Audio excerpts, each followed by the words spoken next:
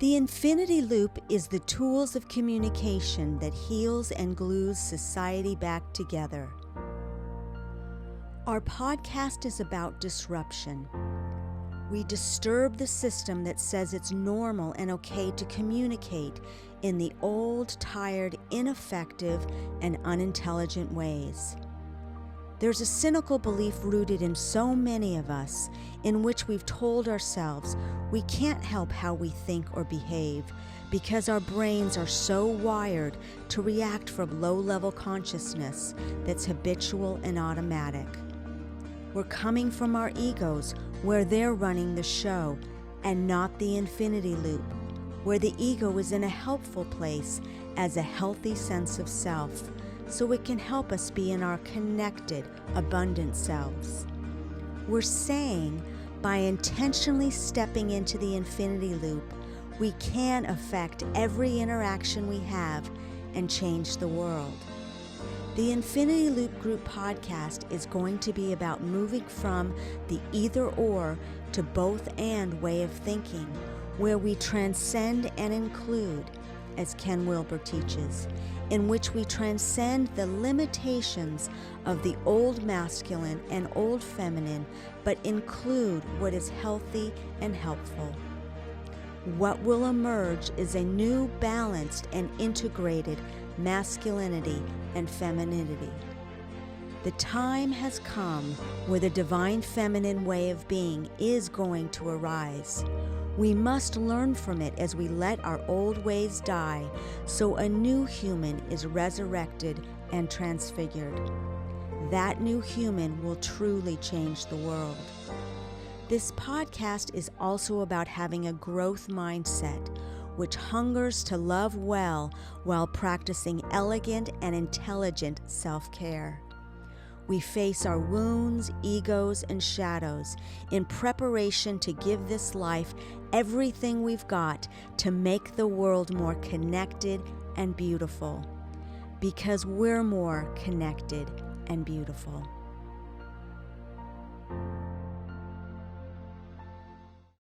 Here we go. Welcome to the Infinity Loop Group podcast. I'm Riley Burns. I'm Krista Vorse. And we're going to dive right into the Infinity Loop book. We're starting off where we left off last time with loving well. If I speak with human eloquence and angelic ecstasy, but don't have love, I'm nothing but the creaking of a rusty gate. The Message. Mm-hmm. That's a contemporary version. The Message is a contemporary version of the Bible. Carla McLaren, whose work is understanding the messages of our emotions and emotional genius, spoke recently about the ineffectiveness of shaming others. She emphasized that shaming is not the way to help people tap into their own shame mechanism to change behavior. Carla, emotionally incompetent activism triggers people's fight, flight, or freeze behaviors and not their shame. So she's obviously someone who still believes in the concept of using the word shame. Some people have, like, Brene Brown, I think, has moved away from that and calls it more guilt, that it's not technically shame, but we're working with that. It engages their panic. Back off the shame if you want the world to change. Shame needs to come from within the person and be manageable, authentic, and healthy. It doesn't come from the outside. That whole shame on you thing I grew up with. That's just abuse. Right, that's them trying to project their shame onto you, right? Instead of, at least for what comes up for me in the parenting, it's I'm not a good enough parent for the child to do what I've taught them to, because ideally, I mean, anyone under 10 years old, if they're acting out, it's really not their child's fault. At least I believe. Yeah, I believe yeah. it's a environment that's been cultivated by the parent. And so when they're shaming you, it's their shame that they should be accepting for their shortcoming that they're Yeah. putting on the child. So good, Riley. That's so good. It's what you were talking about, the Yeah. unacclaimed shame that they're Yeah. projecting onto the child. Oh my God! And they're doing it shamelessly, and it's ineffective, and they don't have the tools, and it was probably done to them, and they don't know how to change behavior, and they don't know that you're acting out because their marriage is so horrible. And Well, right. Well, instead of They don't know how to thinking do about connection. how the environment might have created that behavior, they're just focused on trying to stop that behavior, not realizing the cause and effect of the behavior, right? The behavior Yeah. doesn't come out of nowhere, especially if we're referring to like children. It's all a product of their environment and cultivated through. Yeah, somewhere where either they're not. Well, that's very interesting because you could have just one child in the family acting out, but it's still a product, right? I would say of their environment, because the parent isn't coming then with, doesn't have an effective way to deal with that specific behavior that the kid's doing, right? Yeah. That kid's not following what the rest of the family is doing. What's it about? What's going on with them? Do they not feel heard? Do they not feel connected? Do Or not- this is very interesting. It's like working with kids and what's going on in the world today. And, we live in a affluent area, and kids can be very disconnected from their gratitude, from their strength, and from their ability to be innately happy. And so things that were going on for me as a kid, and even the way you were parented, is kids were not catered to the level of, oh my God, you're going to be bored for 2 hours. Oh my God, you're not going to be happy. Oh, you don't like that. It's like, no, all that stuff builds character. And so there could be a child that is really acting out because they're disconnected from connection. Or they've fallen into self-pity, or they're disconnected from love, right? Yeah. They're disconnected from presence and gratitude, and so they're just trying. They don't have the skills, right? Yeah. Right. Or the whole self-pity thing you can have again, where the father may be trying to strengthen the kid to sort of toughen up and to go, you've got it so good, you can handle this, and the mother, and it could go either way, but then the mother could be really caretaking the kid's feelings and can't handle that the kid is struggling, instead of going, oh no, they're believing their stories. It's the same way with kids is with adults, is you can go, your feelings are real doesn't mean they're the truth, and you just start shifting and helping them bring in accountability and reality from a loving, connected place. If I'm on your side, sweetie, this is the human condition. We all struggle. And they can go, oh, this is the power I have. It goes all back to the victim. This is the power I have to make my life better. Oh, these are the levers I can do to get along with my siblings, to have a better relationship with my parents. We go into the victim, right? So for us to believe that children can have this capacity, we must believe. We must believe in possible things, because they do. I've seen it. You can just wake them up to them connecting to that. So that's, again, why parents sometimes fall into shaming, is because they don't know any other way to reach their kid. Right? Mm-hmm. Okay. Real change requires shame to come from the inside. To be people of influence, others have to know you care about them. We know from shaming people for hundreds of years that it doesn't work. End quote by Carla. We have an epidemic of shame and abuse. People are so committed to their cause or convictions that the focus isn't on being loving or effective. I mean, that is what is going on in the whole political issue, right? Of talking politics, the divide that's going on in our country. Yeah, I mean, the shame, the projecting of calling people racist, or the other way around where they start calling them communists. As you know, it's the name calling instead of actually talking about the issues. And a genuine inquiry of that's respect of tell me why you voted for this. Tell me what you value. Tell me what you're seeing in your experience. Or tell me why you think the other side might believe what they believe. Steel man their argument for them. Because that's what I find that seems to be the most difficult, no matter what side you fall on the political spectrum, the inability to understand why someone would think the opposite.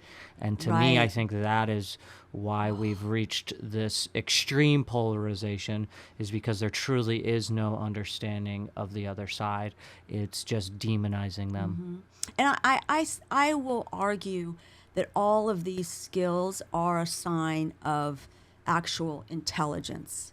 The ability to not go with the crowd and to question and to think in a critical way, to be able to put yourself in why would somebody think what they do. I mean, that's all a sign of higher intelligence. The homeless council that's outraged and disrespectful to anyone who doesn't see that things should be handled exactly like they do. The polarized political problem that causes family members to label each other unfairly. The dismissing of others who we think aren't useful in their mission because they need kindness and to be coached and developed. We see our cause sometimes, but don't see each other. I would say this chapter is absolutely foundational to everything in the infinity loop. Yeah, I mean... everything. It's like one of the... It's just like the last few chapters that we kind of talked about of how it's so hard to be emotionally regulated when you don't love yourself fully, right? It's you seem to be unable to handle all the other riding of emotions when... talk a little louder. Yeah, okay, go ahead. Yeah, I'm sorry to interrupt you. Yeah. I mean, that was my point. Yeah. For sure. And, this whole thing about 360 empathy that have experienced. It's the ability to almost, I call it 360 because it's like you're going around their whole head. And it's like you're able to see why somebody would believe what they believe, right? Richard Rohr, who founded the Center for Action and Contemplation, talks of this often. We need to develop a contemplative heart and mind before we do our activism. That's why he created that Center for Action and Contemplation in Albuquerque, because he was seeing so much activism without it coming from a contemplative heart. And you just see how the ego, the dysregulation, the trying to be on the right side, to be a good doer, and it's so filled with judgment, right? And arrogance. Not all of it, but it is. It's contaminated with it. Well, like we were listening to this therapist talk about how people will strive to just be different, and how they can be activating themselves in activism, not even from the right place. So not from that loving, actually caring place, but just of a place of trying to make themselves interesting, even if they're not doing it intentionally. A lot of the times it could be unintentional, but the result makes it very obvious. Yeah, that's good. Without love, what's the point? That was our opening quote, right? With a contemplative heart and mind, we're able to see still see dualistically, which is dual, right? The either or, what isn't in line with love and care for one another. And then we see the wider view, the non-dual, that's whole and calm and holds even the offending person's dignity and humanity without losing our way. The non-dual is the loving, accepting gaze. It's not, it can just hold, right? That's the space. If that's the infinity loop, that's being a leader that's going to change the world. And communicate and be a good partner. We always run the risk of doing to others what we find most offensive. I catch myself. If I am frustrated and I'm like, wow, I just did to someone close to me that I find most offensive. That's the humbling work. If we start with the humble awareness, we're in a much better place to not become what we don't like in another. A calm, contemplative heart and mind are energized, enthusiastic, engaged, but we're not in fight or flight where we lose our ability to hear and see one another. We're able to feel the anger at injustice, but it's a grounded fire in our bellies that becomes the fire of love to protect and provide for those who are more vulnerable among us. If we don't move to inquiry to create a learning container, we won't change our world. Truth and love, action and contemplation, humility and conviction must kiss. I have a thought about this and just my observation where I've seen people create tribes around, they all just get together and, well, when they're just talk about the latest thing that they all agree with that is so offensive from something in society or the other side of the political aisle. And there's no thinking together. There's no challenge. It's all conformity and consensus. And that's their tribe. Their tribe is, this is how we see it. Well, we're good and they're bad. It's mental masturbation. It's right? mental masturbation. So it's bringing up a problem without having any desire to actually address and fix the problem. It's, again, a little deeper into the podcast that you hadn't gotten. It's a way that people will make themselves interesting without having to be threatening to the tribe, right? So it's, I'm interesting because I'm able to point out the problems, and you'll like me because we know that you're going to agree on what I think the problems is and what is the solution, without actually having to do any mental exercise or have any independent thought. And that's, I think, where a lot of that comes from, because you'll notice those people who seem to be so passionate about this idea, when you just ask a few simple questions, they clearly haven't dived deeper than, this is the problem, this is how I solve it, not even understanding what caused the problem or things like that, at least from my experience. Yeah, I mean, even people that we really respect, podcasts, you can throw out comments that I'm like, it's so black and white. They don't even bring in the nuance. And that's where I see when people's political views start, even spiritual teachers or leaders, and it starts contaminating. It's interesting. Richard Rohr talks about how Jesus had no place to lay his head. And it's like, or how a prophet would be seen. They're going to be seen by some as conservative. They're going to be seen by others as liberal, but they're going to be seen by the other party as not conservative enough, not liberal enough. They live in this place where there's no place to lay their head. They're just present to what is, right? They're nuanced. Well, does the tribe become more important than the truth? And when the truth is more important than the tribe, you are walking in the infinity loop, because you might be walking alone, but you are walking with the abundance of the universe. And you're never alone. That's what we're really get into, right? The integrity, abundance. the abundance, which is the whole world, right? God, this is some good work we're doing on ourselves. Okay, so when we develop the contemplative heart and mind, we're able to witness ourselves and not get entangled in our own stories. With the contemplative heart and mind, we're able to practice dialogue and transcend our ego, which is, again, our ego is identified with our point of view. And all this stuff becomes our identity. We're able to have and it's so interesting because when you're learning and you're really tapping into your intelligence, you're living on that edge of, I don't even know. It's like, wow, I have been enculturated to believe this and this and this. And every day I'm learning something new. This is what I really appreciate about you, Riley. One of the many things.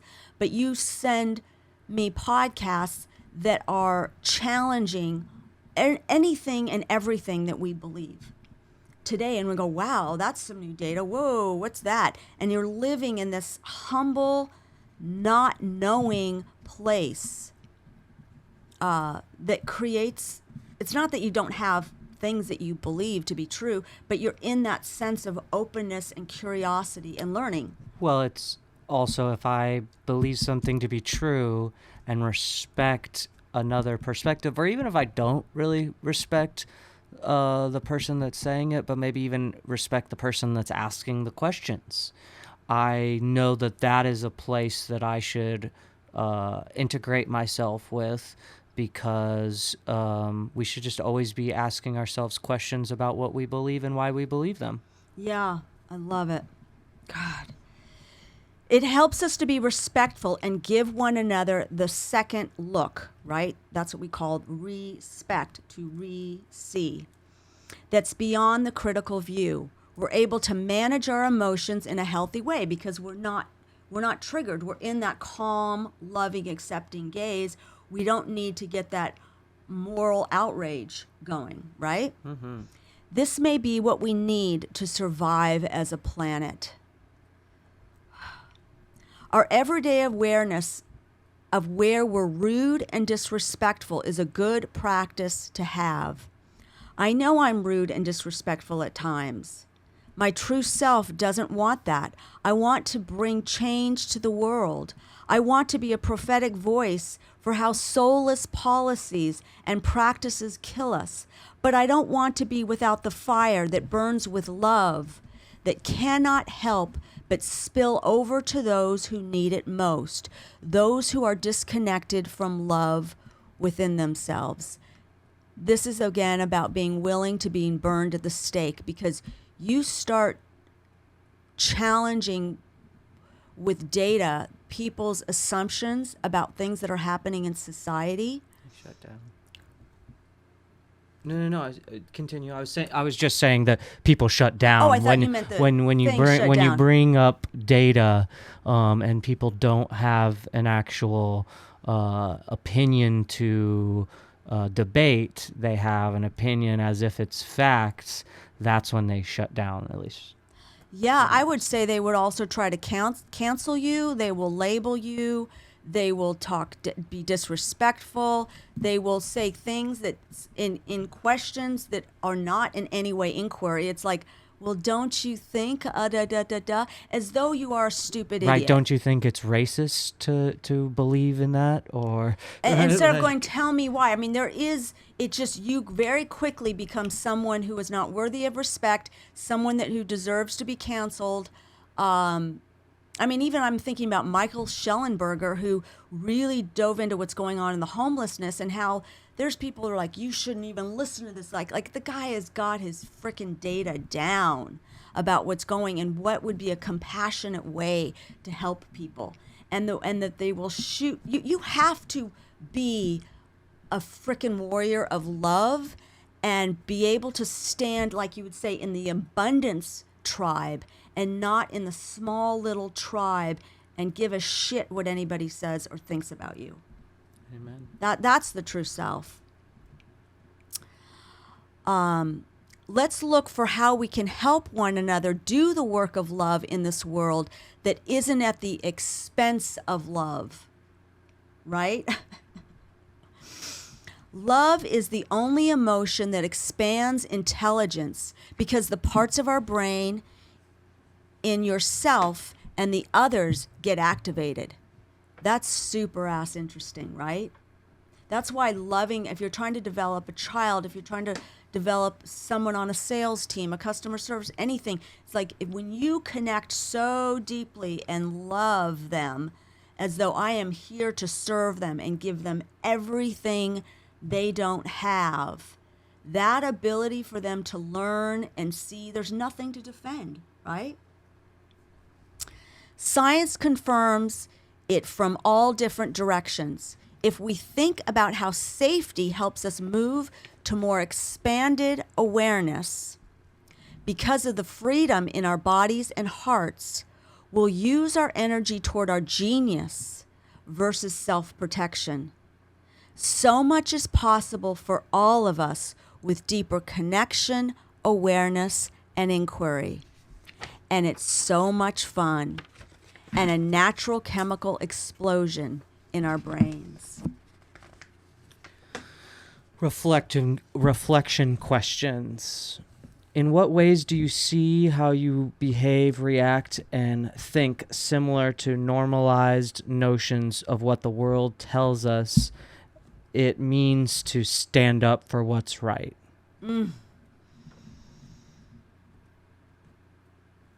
Yeah. Do you have any thoughts on that one?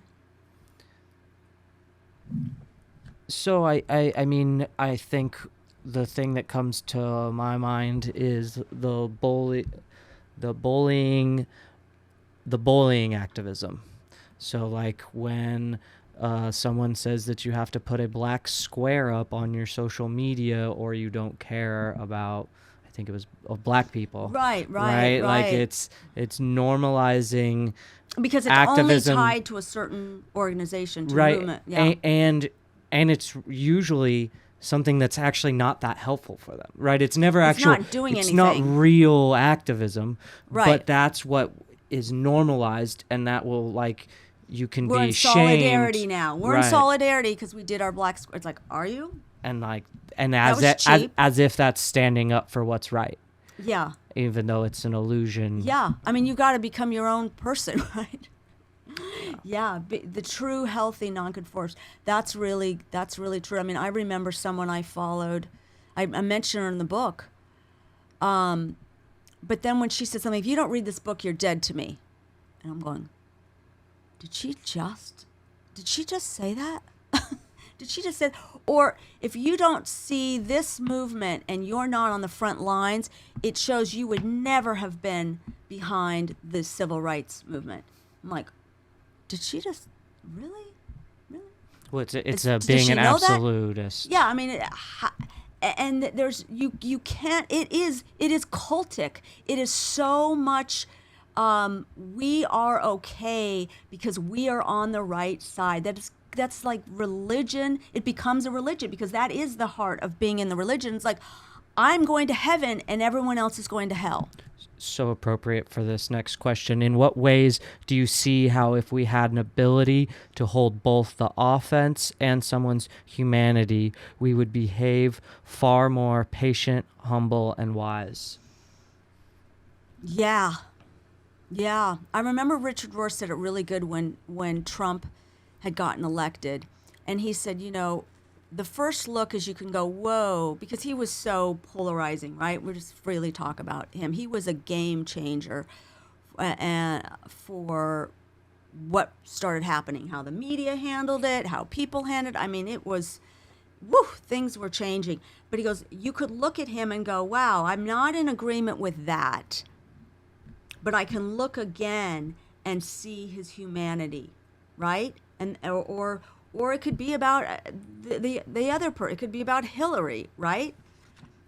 That is the ability to be calm, even though we can feel our aversion to something. And the final question, how do we shame others either inwardly or outwardly? Which when we're talking about the politics, I think it's very easy to go to that space. Like we were talking about Trump, it's so easy to shame him for the things that he said as if we are so much better that maybe that we haven't ever said something that other people would find horrendous. I think it's just to have that humility of not shaming people. Yeah, this is it, and it is overcompensating, right, for our own Insecurities. and it becomes our identity that we think we are really good, and that is part of the shadow work and the kissing the leper is we are both, right? We're good and bad.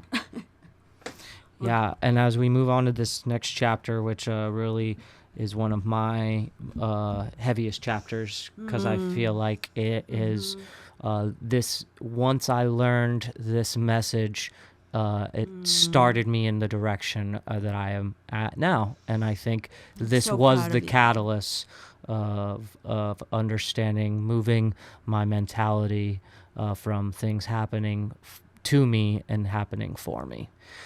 So the chapter is called "What My Losses Gave Me." For everything you have missed, you have gained something else. And for everything you gained, you lose something else. Ralph Waldo Emerson. We just don't want to gain something at the cost of losing ourselves. Krista. You know, Riley, this Ralph Waldo Emerson quote is reminds me of how Chris Williamson, a podcaster, talks about the opportunity cost. Well, and choosing your regrets, Choosing, right? which he It's got from, instead of what's his because face? no matter what, there are going to be Hitchens. regrets through life, and instead of worrying about what you want and not looking at the consequences of that, God, just looking sitting at with the that. consequences first and going, no, I'm choosing This regret. this regret, or That this is consequence so even too, because good. every action has an equal and opposite reaction, and so there's consequences to all our actions. I love it. I'm so happy. So happy we're doing this. This is about the losses that come from living in integrity. They come because we know in our hearts what gives life and what doesn't, and we no longer want to support what's crazy making. Many people struggle out of fear of loss if they held fast to their truth. I call that thinking we need others' love more than living our most courageous lives. We're not in the great love affair when we're doing that. Well, and as we realize the importance of our honest, authentic self, and realizing how many people are craving that for every person you will lose, you will gain someone that is worth 10 times more in your life, because they will be there for the authentic, right reasons, because you are being your authentic, right self. Yeah, I love it. We may also believe the lie that we're bad if others walk away from us. Whew. It's a way we're managing our lives, right? Over adapting, not being real, keeping our, If people networks. don't walk away from you, then you're probably not growing. I have empathy for those who struggle. I've spent years in grief for what I've lost in my life. Grief is healthy, of course, but not the way I was attached to it.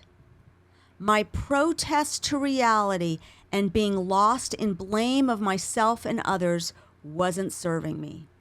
This is about a specific situation in my life, yeah. Precious time was lost that could have been spent living fully and showing up for my life in the most courageous way. I felt stuck. I thought my poor decisions, which are now regrettable, disqualified me from the infinite possibilities of how my life could turn out. It's understandable why we fear to lose those who are most dear to us if we don't play it right, if we don't look the other way and take the abusive behavior. boy, I see this in parenting. I see this with parents that are divorced, and they feel like if I made a stand, if I really tried to develop my kid right now, they could be bought off by the other parent, you know? We'll lose out, but that's where you believe in the divine. When you go, people can scheme and do all kinds of different things, but it's like the ultimate view that love sees everything. And you have to be willing to live in integrity with great strategy and wisdom and wise counsel, right? You just don't want to keep blowing up your life for quote unquote your integrity, right? You have to be ready for the costs. Yeah, well, and at a certain point, that is where it becomes kind of a religious thing of you do have to believe that the world is a better place by being a loving, more integrity person, and that by that it will work out, whatever the consequences may be. Yeah. If you stay in that vibe, you will continue to be attracting the right thing. Yeah, I remember what Eric Weinstein said. This was kind of during the pandemic. He goes, I know I can live off of beans and rice. If I lose everything for standing in my integrity, I'm like, oh, that's me. I can live like on nothing. But I can't sleep at night if I don't live in integrity. It's just I can't stand myself when I am not. It's unlivable. We'll lose out if we don't give in to another's demands fueled by entitlement and self-pity. We're not wanting to suppress people's emotions that could be telling them what isn't working or what they need to process. I mean, that's where we're really trying to be very sensitive to children's needs and help them get in touch with their feelings and their pain. But it is the both and, right? And help them question their thinking that could be leading to entitlement and self-pity that is causing them to spiral down, right? Or anyone. We're not wanting to, okay, I said that. We feel compassion for their pain. That can be why we tolerate their lack of self-control. However, tolerating it doesn't help them learn to work with their emotions in a way that serves. Carla McLaren is really good at that. Well, and that's again back to a phrase that I love and continue to remind myself, what we permit is what we promote. And so we say that in relationships, but we have to be saying that when we're talking about our children as well.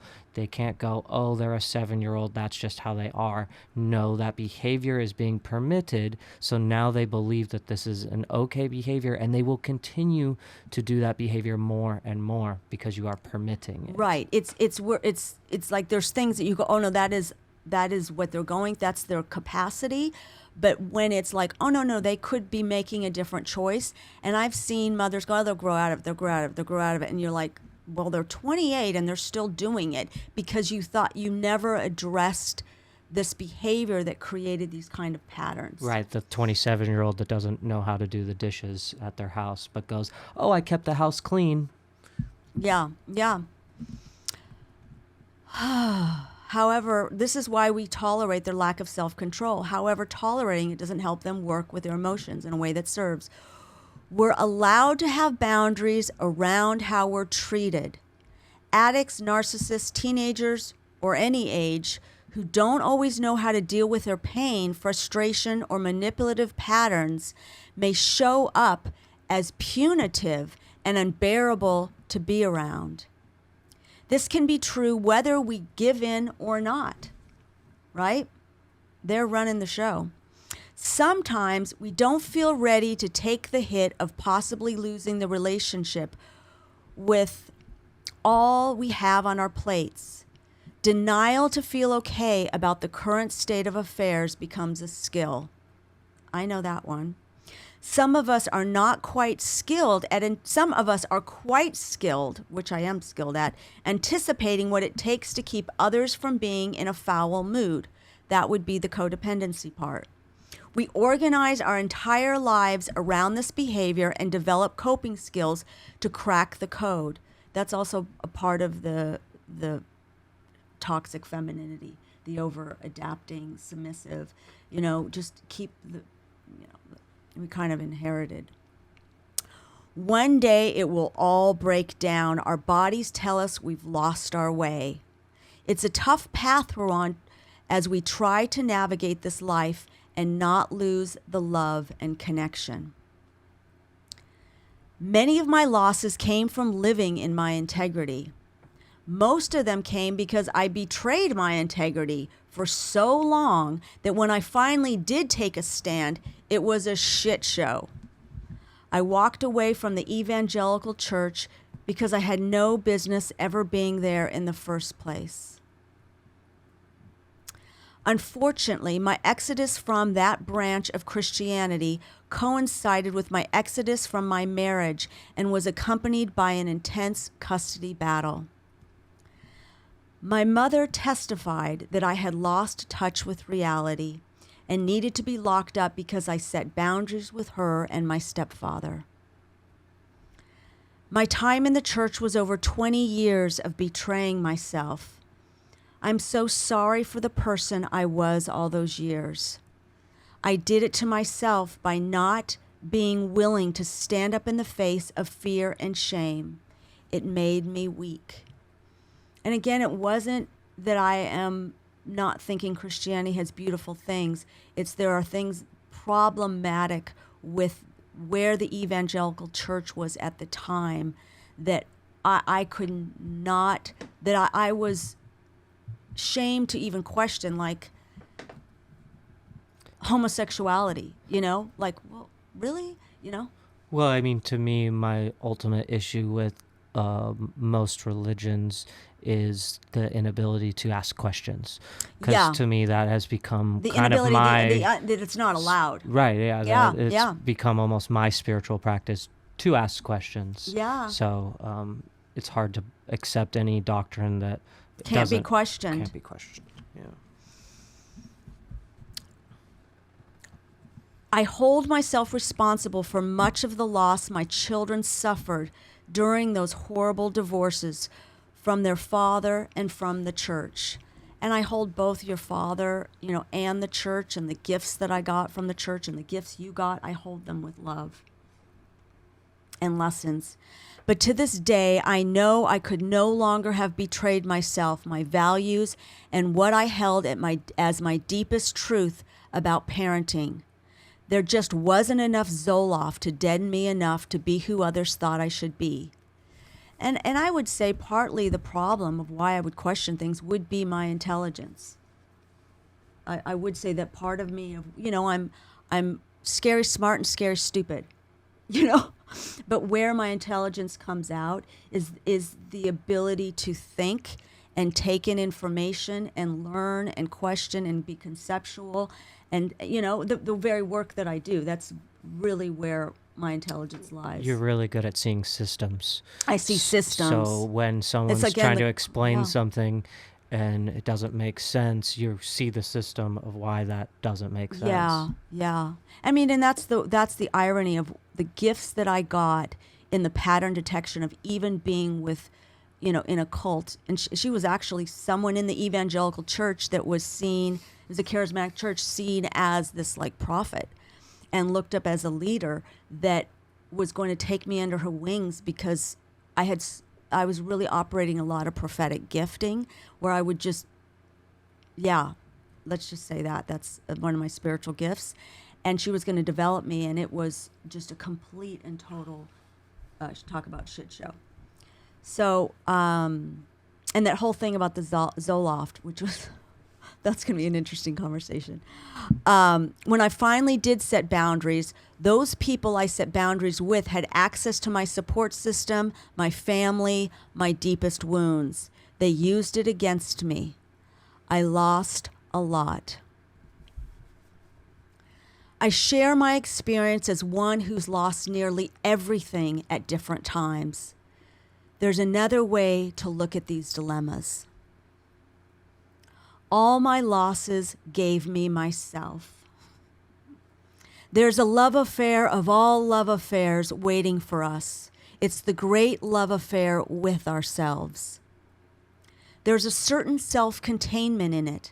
I came into this world alone, and out I will go alone.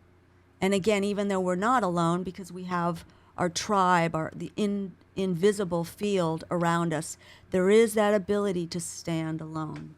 Our ancestors flow through us always. And yet we can stand alone because they flow through us. I really, really feel my ancestors with me all the time, all the time. However, we find that in that aloneness, we're not.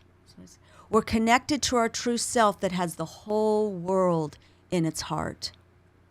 From Derek Walcott's beautiful poem, Love After Love, you will love again the stranger who was yourself. My experience tells me I don't have to fear what my integrity will cost because my integrity is my guidance system.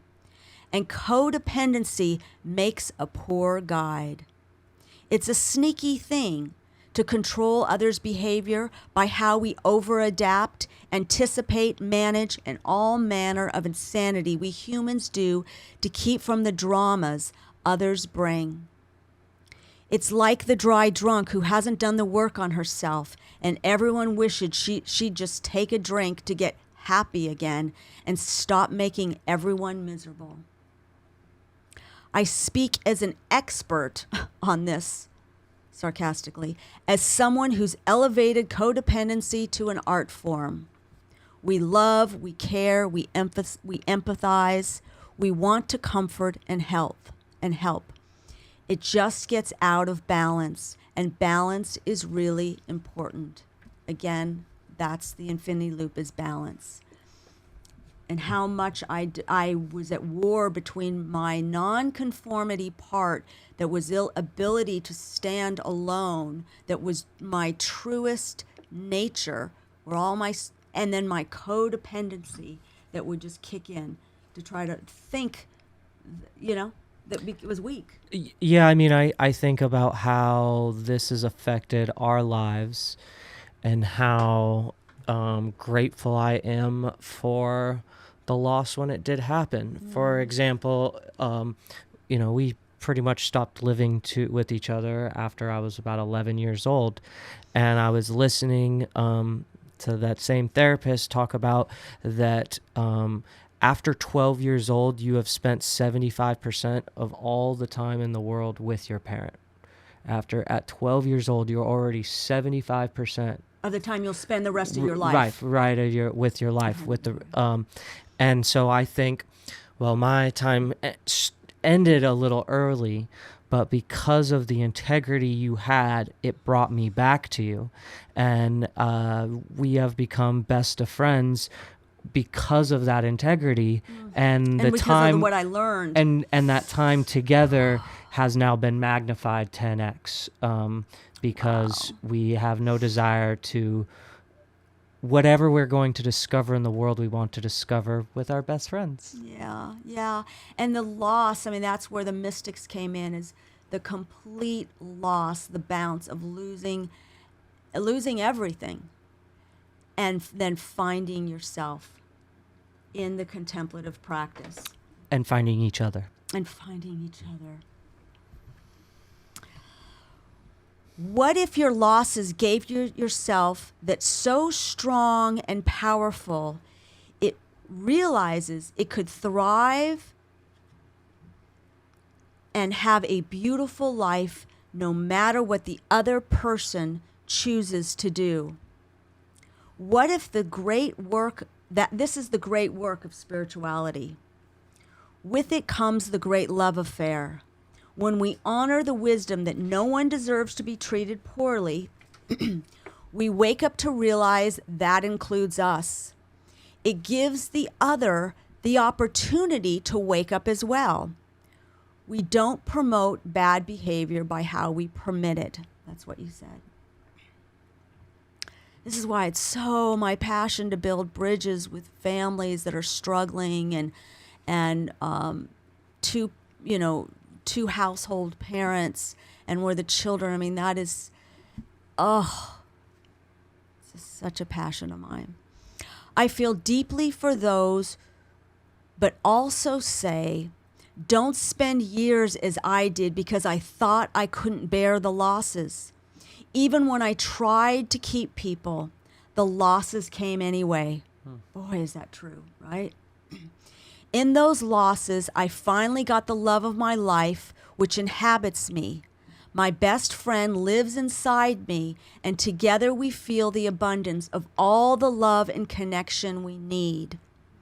This is also because our integrity draws our tribe to us, and they're fabulous. Support is needed as we set boundaries for our own self-care. We'll often feel the ache, the emptiness, and the reflex to want to play the role we play just to be part of the festivities. That's what you really feel. You feel the loss of that tribe, which the Stoics would call false friends. Is you've got to get the false friends. You miss out on when you make a stand, you miss out on all the festivities. But think about all the other festivities that you're missing out on by not speaking your truth. Because you're not with your true tribe. Yeah. Which we find so much of our tribe, in these podcasts and these thought leaders, we go, oh my God, there are people. It's the deep conversation. It's the deep conversations that are really wanting to grow. It's having a growth mindset.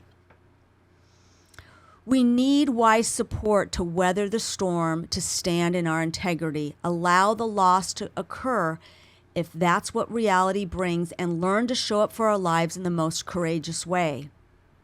Our job is to express the life that wants to be lived through us and let others do the same, even if they're our children, partners, family, or whoever. May we learn to love well while practicing elegant and intelligent self-care. I've been able to experience living from my true self more and more lately, but the great love affair with myself is brand new. This was written back in 17. The years of study of self-care, recovery from codependency, and doing my work didn't give me just what showed up for me.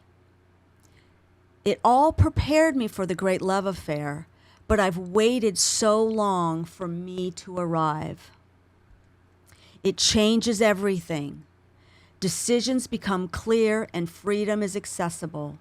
That's what you were saying. Once you live in that integrity, how all the other decisions almost they just fall in line.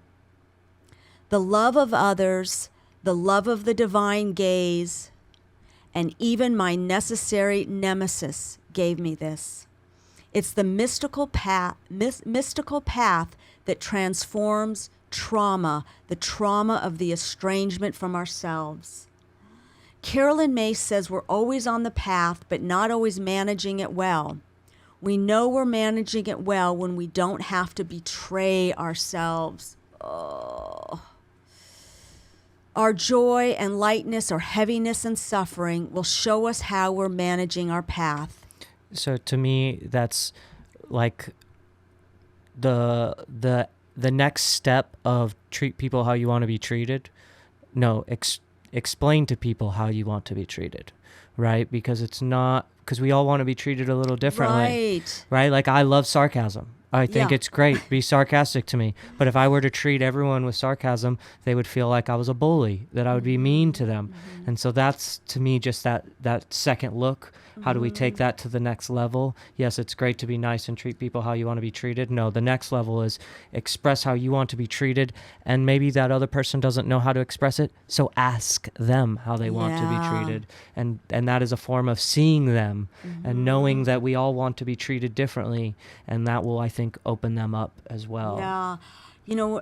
I learned so much of this when I was doing the corporate work and I was developing 1,000 people would walk into the office. And it was like when you look at somebody with so much love and my passion, my job in life is to help develop people. And I would just look at them and I feel like I was given so much from my father, who had his degree in philosophy, which somehow was coming out. He was a management consultant, but he gave me so much for the 28 years he was in my life. And I would see people and I'd go, oh, they didn't get what I got. I feel an obligation to give them what I got. But I would see them and look at them in this non-dual loving gaze, and it wasn't exactly like this, but it was like a computer screen would come down, and I would see you talk about knowing how to adapt. It would be like I would just adapt to their personality style. Like it was like I almost could see their birth order, their wounds, how their learning style, and you just go, oh, that's my way in that can develop them, so that they could be their best selves in service of what they needed to be successful. Well, because it ultimately started with you seeing them. Doesn't Yes, matter what the you're connection. doesn't matter what you are bringing to the table. The You could have connection. all the answers in the universe. If you aren't seeing the person you're bringing those answers to, they are falling on deaf ears, Yeah. because no one turns their ears on until they feel seen. Yes, and it's what is happening in our brain, in our nervous system. They feel the love, and then the love is what, like we've Activates talked. it. That's what they can learn, because they feel so freaking loved and supportive. Is that even though I'm not them, I'm not other than them, and they feel that. Well, and then once they feel that, the criticism doesn't feel like something they have to defend. It's something that they can really take in and know that this person loves me. That's why they're sharing this information with me, Yeah. even if it's criticism, because it's still coming from that place of love. And then that's the skill of inquiry, of which we're going to really dive into, of how you use that. That is, it's safe because they're creating learning, right? That's some things that I learned from Leo, and this is going to be, aired on his birthday, which is sort of interesting. Our joy. Okay. Last chapter, right? Or Wait, last- wait. Oh, wait, was it? We need to get still. No. That we need to. Yeah. We need to get still and honest to hear that wisdom that lives inside of us. Our true self is fierce because it doesn't live from fear. It honors freedom. It knows our losses gave us us. It doesn't get any better than that. Our integrity is needed to do this work like nobody's business. That's our center and our power.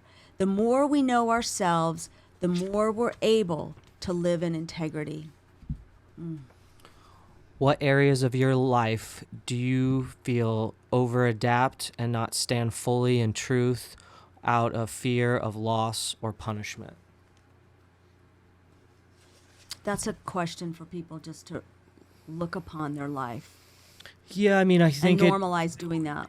definitely, when I was younger, in my 20s, I think in friendships, there would be things that I wouldn't call out because I desired keeping the friendship more, because of that fear of being alone, fear of what that integrity would cost me. So And I would say that with, you're in a church and you have the support system, you have for you to say anything that is against the narrative, to be honest, to be emotionally honest, to set boundaries. I mean, you that's why we need to be strengthened, in the true self.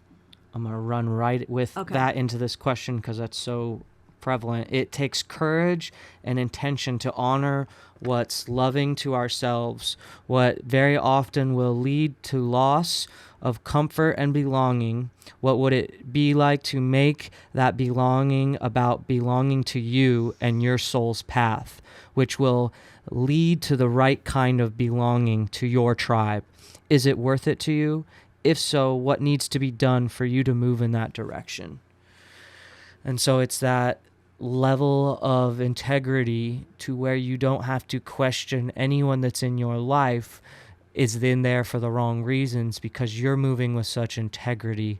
That's the only option around That's you. the only option. Like, you're very clear. I'm just thinking about, like, when it's like you couldn't find my voice, I couldn't speak up. It was because I wasn't in integrity. Like these therapists I had that I should have questioned. Sometimes I'm thinking, you are such a dumb shit.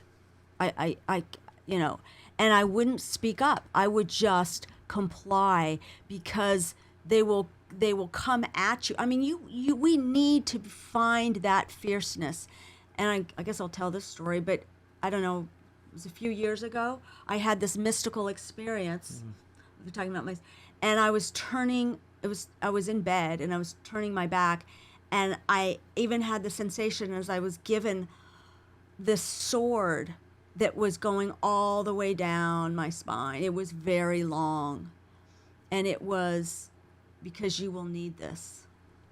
And I thought, oh, I guess I'm not spineless.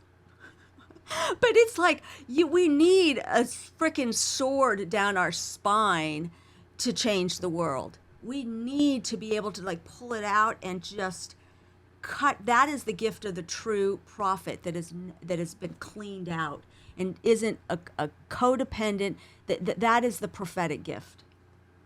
To be that isn't coming from judgment and projection and trauma and that has been seasoned through really hard things of death and resurrection.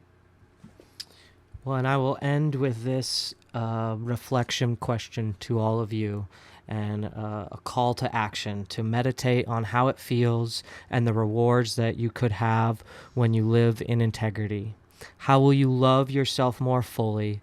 Describe what will feel like and how that would change you and the course of your life. Thank you so much for joining us on the Infinity Loop Group podcast. Until next time, please rate, view, subscribe, send it, share with your friends, and have a wonderful rest of your day. Bye-bye.